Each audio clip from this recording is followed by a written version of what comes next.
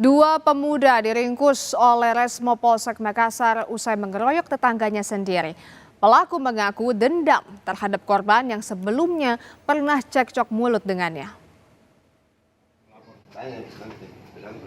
Pelaku pengeroyokan beserta adiknya ditangkap tim Resmo Polsek Makassar di rumahnya di Jalan Macini Gusung, Kota Makassar.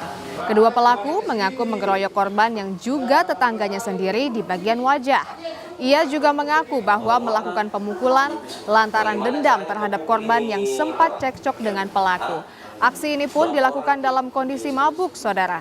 Kini kedua pelaku diamankan di Mapolsek Makassar dan dikenakan pasal 262 KUHP dengan ancaman hukuman 5 tahun penjara.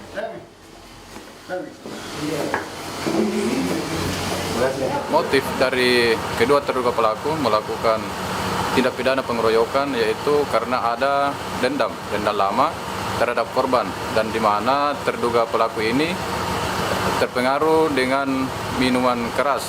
Pasal yang disangkakan terhadap kedua terduga pelaku pasal 262 KUHP dengan ancaman hukuman 5 tahun penjara.